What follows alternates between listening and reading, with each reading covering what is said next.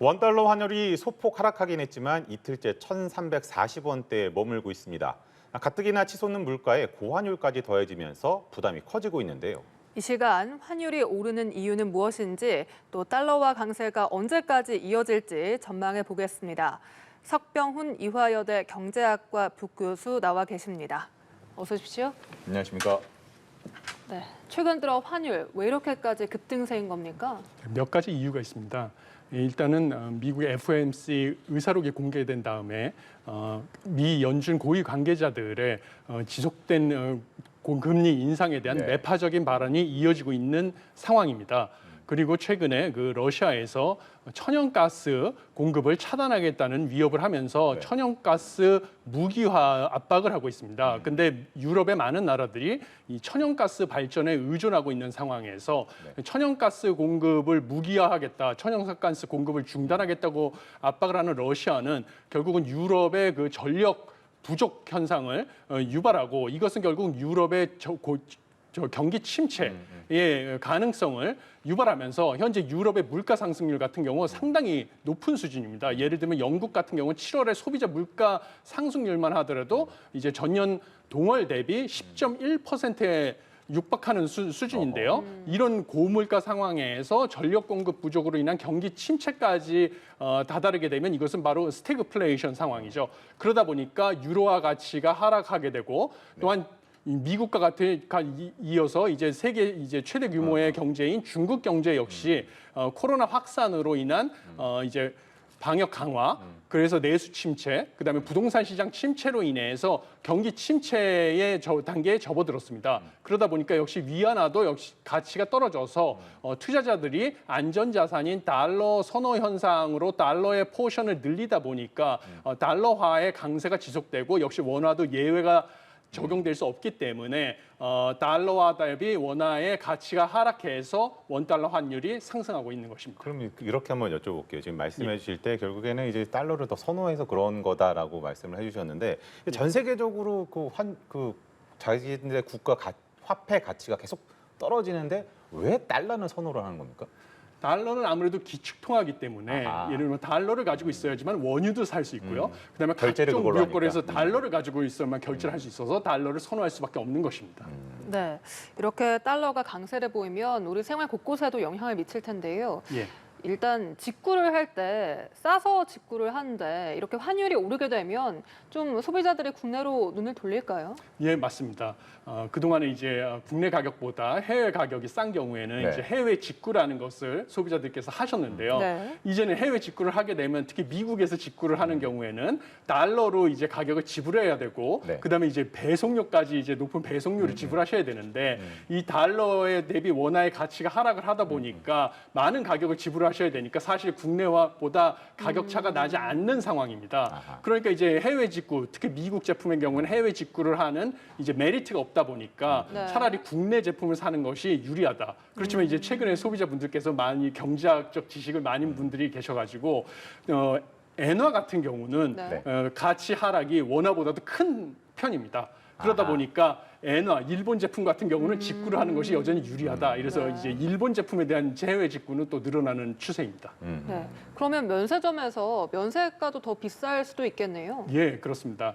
면세 제품 같은 경우는 이제 개별 소비세, 그다음에 부가가치세, 관세 같은 것이 면제되는 대신에 제품 제조사와 면세점 간의 협의에 의해서 가격을 결정하게 됩니다. 그러다 보니까 이제 이 가격이 시중 가격에 비해서 좀 높게 책정되는 경향이 있는데요. 가격은 달러화로 책정하게 되겠습니다. 결제를 그걸로. 예, 그렇습니다. 그러다 보니까 아무리 환율이 올라도 그때마다 이제 면세점에서 가격표를 새로 붙일 수는 없기 때문에 이제 특정 제품 같은 경우 뭐 가장 면세점에서 이제 수요가 꾸준한 제품 대표적인 제품이 이제 담배, 화장품 이런 경우인데요. 이런 제품 같은 경우는 최근에 오히려 국내 시중 제품보다 가격이 역전되는 현상이 있다 보니까 이제 면세점에서 당분간 판매를 중단하는 상황에 이르게 되었습니다.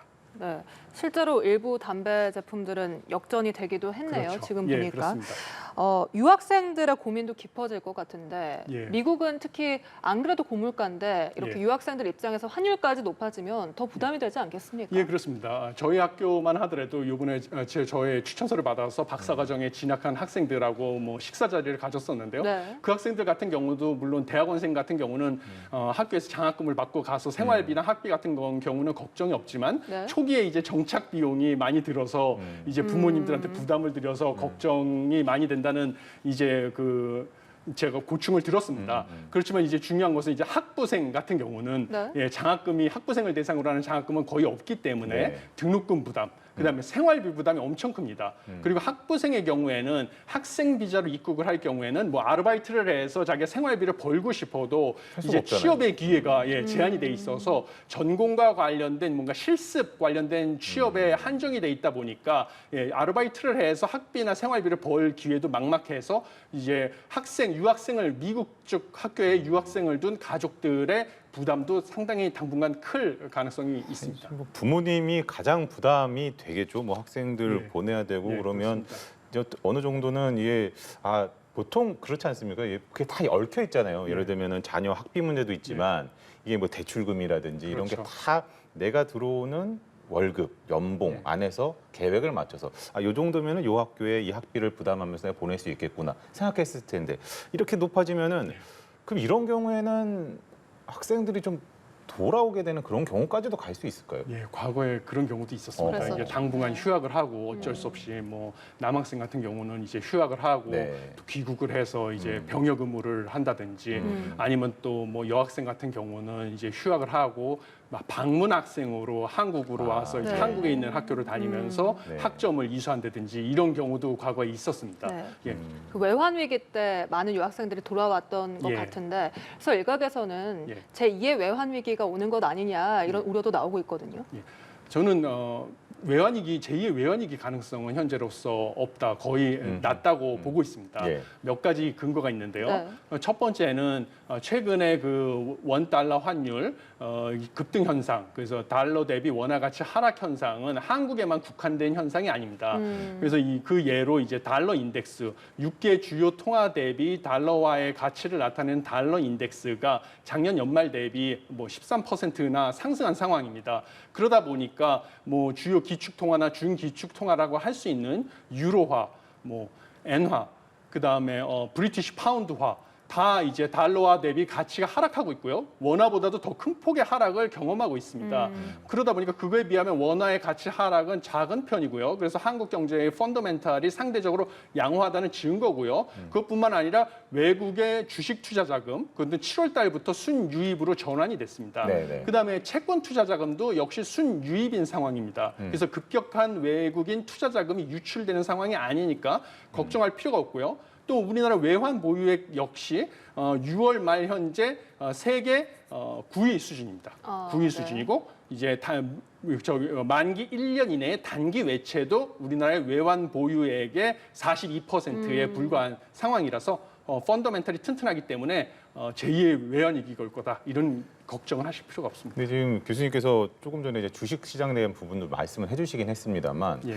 뭐 이제 기사들이나 이런 걸 보면은 결국에는 환율이 올라가다 보니까 외국인들이 좀 매도를 하지 않겠느냐 이런 것들도 많이 나오더라고요. 왜 그런 건가요? 그러니까 과거에 이제 데이터를 바탕으로 봤을 때 우리나라의 그 환율이 떨어질 경우에는 일단은 환율이 앞으로 지속적으로 하락할 거라고 예상을 하면 외국인들 입장에서는 주식으로 수익을 봐도 원화를 사서 한국의 주식에 투자를 해야 되거든요. 네. 그러다 보니까 이제 주식으로 수익을 봐도 원화 가치가 하락을 하니까 그걸 이제 다시 달러화로 환산을 했을 때 주식으로 얻은 수익이 원화 가치 하락으로 받은 손실을 압도할 만큼 크지 않으면 큰 이익이 없거든요. 그러다 그치, 보니까 매력적이지 원화 가치가 않다는 하락을 하면 한국의 주식시장에서 빠져나가는 것이 과거의 경험이었습니다. 네. 근데 이제 최근에는 그 반대로 이제 원화 가치가 지금 하락을 하고 있음에도 불구하고 한국의 주식시장에 7월 달부터 외국인의 투자 자금이 유입이 되고 있는 실정인데요. 뭐 지금 뭐 여러 가지 설명이 있는데요. 뭐 몇 가지 이유를 보면 한국의 원화 가치 하락폭이 뭐 상대적으로 아까도 말씀드렸다시피 유로화라든지 뭐 엔화라든지 예. 브리티시 파운드화에 비해서 적다는 것은 뭐 펀더멘털이 튼튼하다 한국 경제가 이렇다고 볼 수도 있고요. 그다음에 또 한국의 이 대표 기업들이 뭔가 앞으로 성장성이 유망하다고 외국인 투자자들이 판단할 수도 있다. 그래서 한국의 원화 가치 하락폭이 다른 주요 나라들보다는 앞으로 적을 것이고 한국 기업의 성장성이 오히려 더 유망하다고 보기 때문에 한국 주식에 투자하는 것이 오히려 이득이 될 수 있다라고 판단해서 외국인 투자 자금이 유입한다고 하는 이런 긍정적으로 판단할 수도 있습니다. 네. 그러면 환율이 앞으로 어떻게 될까요? 1,400원까지 예. 오를 거다 이런 예. 전망도 있어서요. 예, 저도 그 가능성을 배제할 수 없다. 이렇게 보고 있습니다. 왜냐하면 아까 제가 말씀드린 지금 환율이 상승하고 있는 요인들, 그래서 미국 경제의 그 앞서 미국 연준의 긴축적 통화 정책 기조. 이것도 이제 당분간 전환되기 어렵습니다. 예. 그래서 미국의 이제 물가 상승률이 뭐 지금 정점을 찍었다고 하더라도 이 물가 상승 목표인 이제 2% 물가 상승률 거기와는 아직도 큰 격차가 있거든요. 그러니까 당분간 이제 미국에서 이제 금리를 낮추겠다. 라고 보기는 아직 먼 얘기고요. 그래서 이제 물가 금리 통화 정책의 긴축 기준은 지속될 것으로 보이고, 그 다음에 이제 유로존 같은 경우나 아니면 이제 중국 같은 경우도 이제 경기 침체 상황이 뭐 뒤집힐 일도 지금 당분간 일어날 일 없고, 그 다음에 러시아 우크라이나 사태도 조만간 해결될 기미가 없어 없죠. 보이지 않습니까? 그러니까 이런 지금 현재 달러 강세를 유발한 요인 어느 하나도 지금 조기에 해결될 기미가 보이지 않습니다. 그러다 보니까 지금 상황에서 지금 달러 강세, 그다음에 원화의 달러화 대비 가치 하락을 해결할 방법이 없고, 그러면 이제 그걸 해결하기 위해서는 결국은 원화 기준금리를 한국은행이 기준금리를 공격적으로 인상해서 미국과 기준금리 격차를 좁히는 방법밖에 없는데요. 지금 그러기도 쉽지 않은 상황입니다. 국내 여건 때문에. 그러면 이걸 한번 여쭤보겠습니다. 예. 제 기억으로 그 외환위기 때죠. 이제 98년인가요? 97년인가요? 그때가 환율이 거의 한 2,000원. 물론 예. 그 화폐 가치가 많이 달라졌기 때문에 뭐 단순 비교하기는 어렵겠습니다만, 그리고 2008년 그 글로벌 금융위기 때가 1,500원대 예. 이때까지 올랐던 걸로 기억이 나는데 어디까지 오를 거라고 전망 쉽지는 않겠습니다. 어디까지 오를 거라고 좀 봐야 될까요? 그래서 사실 그 IMF 외환위기 시절 그때하고 저희 한국 경제가 지금 뭐 외환 보유고의 차이도 엄청나게 크고요. 네. 이미 지금 한국은 선진국의 대열에 올라섰고요. 그렇기 때문에 그 수준으로 갈 가능성은 전혀 없습니다. 전혀 없고 그 걱정 안 하셔도 되고요. 2008년 금융위기 때하고 비교해 봤을 때 아직도 뭐 한국의 경제가 그때보다는 많이 이제 또 성장을 했기 때문에 그 수준으로 갈 가능성도 정말 희미하다고 보지만 그 뭐 하늘이 무너져도 그때까지 그 수준까지 가지는 않는다. 이렇게 배제하기는 쉽지 않습니다. 그렇지만 현재까지 봤을 때는 1,400원까지는 갈 가능성도 있지만 1,400원을 돌파해서 뭐 진짜 1,500원 선까지 갈 가능성은 거의 상당히 낮다. 뭐 extremely unlikely하다. 뭐 이렇게 생각하고 있습니다. 네, 내일 한은의 기준금리 인상 여부가 결정이 됩니다. 이 물가도 높은데 환율까지 오르고 있는 상황에서 그래도 시장에서는 0.25%포인트 인상을 유력하게 보고 있어요. 예, 그렇습니다. 그것은 그동안 한국은행에서 여러 가지 방식으로 시장에 이번에 이제 0.25% 포인트 인상하겠다, 베이비 스텝을 밟겠다고 일종의 델픽 포워드 가이던스라고 하죠. 네. 그래서 이제 뭐 데이터를 바탕으로 해서 이 정도 금리를 인상하겠다고 시장에 가이던스를 준 겁니다. 네. 그렇게 해왔기 때문입니다. 그래서 정확하게 말씀드리면 이창용 한국은행 총재께서 뭐 예상한 물가 상승 범위를 벗어나지 않을 경우에는 크게 벗어나지 않을 경우에는 뭐 0.25% 포인트씩 인상하는 것이 적절하다고 본다. 그런데 지금 뭐 현재 우리가 데이터에서 관측한 바로는 물가 상승 폭이 뭐 한국은행에서 예상한 예상치를 크게 벗어났다는 증거를 아직까지는 우리가 관측을 하지 못했습니다. 그러다 보니까 현재는 그 포워드 가이던스 한 것처럼 0.25% 포인트를 인상하는 것이 유력하고요. 그다음에 이제 데이터를 만약에 예측치를 크게 벗어난 물가 상승률이 관측이 된다고 하면 그 다음에 뭔가 이제 예상을 벗어난 뭐 빅스텝을 한다든지 이런 식의 옵션을 고려할 것으로 보입니다. 네, 알겠습니다. 지금까지 석병훈 이화여대 경제학과 교수와 이야기 나눠봤습니다. 오늘 말씀 고맙습니다. 수고하셨습니다.